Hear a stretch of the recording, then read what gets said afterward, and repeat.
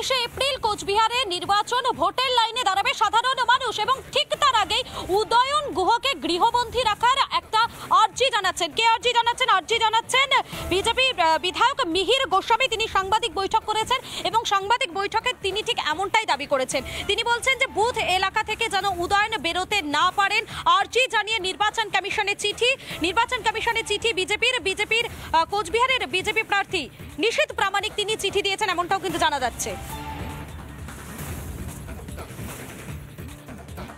আমাদের দাবি যে উদয়ন গুহ যেভাবে সন্ত্রাস ছড়িয়ে ওপেন মাইকে মিটিংয়ে বক্তব্য রেখে বলছেন যে যদি তৃণমূলের বিরুদ্ধে কেউ যায় তাদের ঘরে ঘরে গিয়ে নারায়ণ সেবা দেওয়া হবে, অর্থাৎ তাদেরকে পিটিয়ে হাসপাতালে পাঠানো হবে।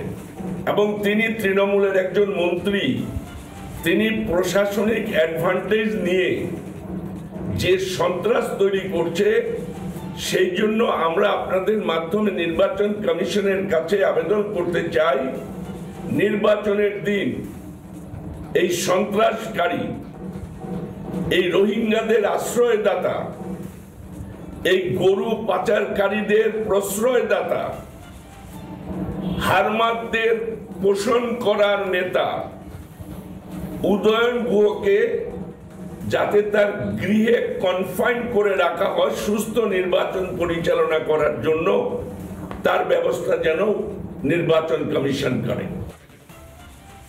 দেখুন, তৃণমূল কংগ্রেস দলটা তারা রাজনৈতিকভাবে মৃত। তাদের না আছে কোনো আইডিওলজি, না রয়েছে কোনো সংগঠনের নীতি।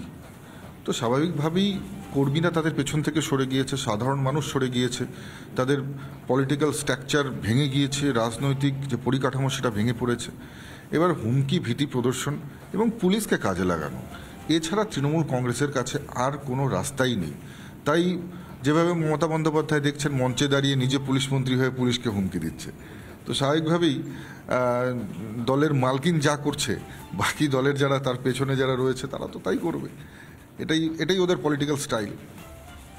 যে পারলে আমাকে গৃহবন্দী করুক, উদয়ন গুহকে গৃহবন্দী করলে পারে তার যে প্রতিক্রিয়া নির্বাচনের দিন হবে, মানুষের মনে যে প্রতিক্রিয়া সৃষ্টি হবে, যে যার বিরুদ্ধে কোনো অভিযোগ নেই, কোথাও বলতে পারবে না যে আমি মারামারি করেছি, বরঞ্চ বারবার আমি আক্রান্ত হয়েছি, তারপরেও আমাকে গৃহবন্দী করবার পরিকল্পনা বা চিন্তা ভাবনা যারা করছে, আমি চাই যে তাদের যে পরিকল্পনা সেটা যেন সফল হয়, নির্বাচনের দিন আমাকে যেন গৃহবন্দী করা হয় এবং করলে কত ধানে কত চাল সেদিন সে বুঝতে পারবে, বা ভোটের ফলাফল যখন বেরোবে তখন বুঝতে পারবে।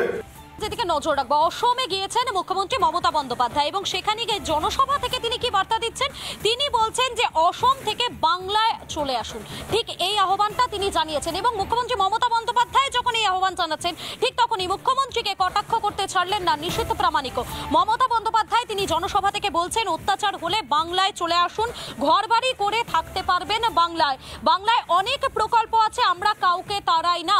অসমের জনসভা থেকে ঠিক এই বার্তাটাই দিচ্ছেন রাজ্যের মুখ্যমন্ত্রী মমতা বন্দ্যোপাধ্যায়। ঠিক তখনই মমতা বন্দ্যোপাধ্যায় কি বলেছেন একবার জনসভা থেকে একবার শোনাই আপনাদের।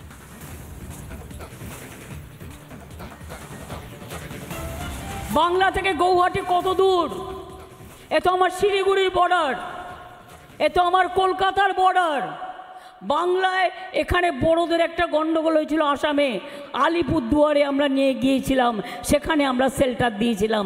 তার কারণ বাংলায় মনে রাখবেন, যখন এখানে যদি কোনো অত্যাচার হয় আপনাদের জন্য বাংলা আছে আপনার পাশে, আপনি যে কোনো সময় বাংলা এসে আপনার ঘর বাড়ি বাঁধতে পারেন, আমরা আছি আপনাদের সাথে, আপনারা নিজের জায়গায় নিশ্চয়ই থাকবেন।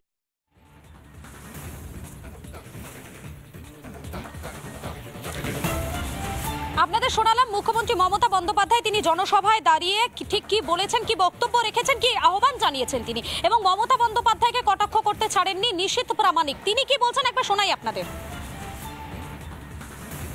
350 কিলোমিটার যে আমাদের ইন্দো বাংলাদেশ বর্ডার রয়েছে, সেই বর্ডারে এখন পর্যন্ত ল্যান্ড অ্যাকোয়ার করে দেয়নি 350 কিলোমিটার। সেখানে আমরা central government, ministry of home affairs থেকে বারংবার আমরা চিঠি পাঠিয়েছি যে আপনারা ল্যান্ডটা অ্যাকোয়ার করে দিয়ে দিন।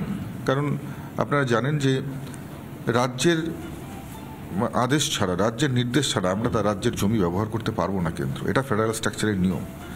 এবং যে কারণেই রাজ্য এখনও সেই জমিগুলো দিচ্ছে না বলেই আমরা এখন পর্যন্ত 350 কিলোমিটার ফেন্সিং কমপ্লিট করতে পারিনি ইন্দো বাংলাদেশ বর্ডারে, আন্তর্জাতিক সীমানা ইন্দো বাংলাদেশ বর্ডারে। তো স্বাভাবিকভাবেই সেই বর্ডারগুলো ওপেন রাখা হয়েছে কাদের আহ্বান করার জন্য? বুঝতেই পারছেন, অনেক কথা না বললেও বুঝে নিতে হয়। মানে এরাই কি এখন তৃণমূলের সম্পদ? এরাই আশা ভরসা, এটাই সব তৃণমূলের? একদম, তৃণমূল কংগ্রেস মানেই অ্যান্টি সোশ্যাল এলিমেন্টস দিয়ে ভরা একটা দল।